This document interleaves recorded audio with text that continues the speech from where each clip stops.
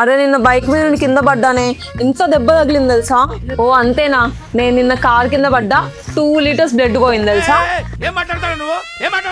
వస్తాయి అది blood water అని 2 లీటర్స్ పోవడానికి. నా బాయ్ ఫ్రెండ్ తో గొడవ అయిందే, 2 డేస్ నుండి మాట్లాడుకోవట్లేదు తెలుసా? మీ వాడు జస్ట్ మాట్లాడట్లేదే, నాకైతే బ్రేకప్ అయిపోయింది. నీ గోల భరించలేకే వదిలేసి ఉంటాడు.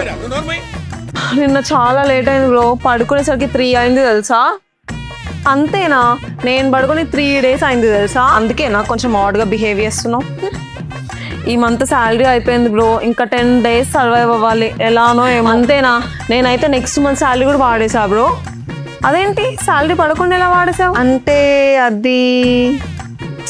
అదే నెక్స్ట్ సెమిస్టర్కి ఏ కోర్స్ తీసుకోవాలో అస్సలు అర్థం కావట్లేదు నాకు. నీదైతే జస్ట్ కోర్స్ ప్రాబ్లం బ్రో, నేను నెక్స్ట్ మంత్ US వెళ్తున్నా, ఇంకా ఏ యూనివర్సిటీకి వెళ్ళాలో కూడా డిసైడ్ అవ్వలే నేను. అంతేనా, రోడ్ ఎడ్యుకేషన్ని కాంటాక్ట్ అవ్వు, వీసా ప్రాసెస్ నుండి యూనివర్సిటీ సెలెక్షన్ వరకు మొత్తం వాళ్ళే చూసుకుంటారు, స్కాలర్షిప్ ఆపర్చునిటీస్ కూడా ఎక్స్ప్లెయిన్ చేస్తారు. అమ్మయ్య, US ప్రాబ్లం అయితే సాల్వ్ అయిపోయింది, కానీ ప్యాకింగ్ ప్రాబ్లం ఉందే, నా దగ్గర ఏం లేవే వేసుకోవడానికి. ఇది మళ్ళీ మొదలెట్టిందిరా.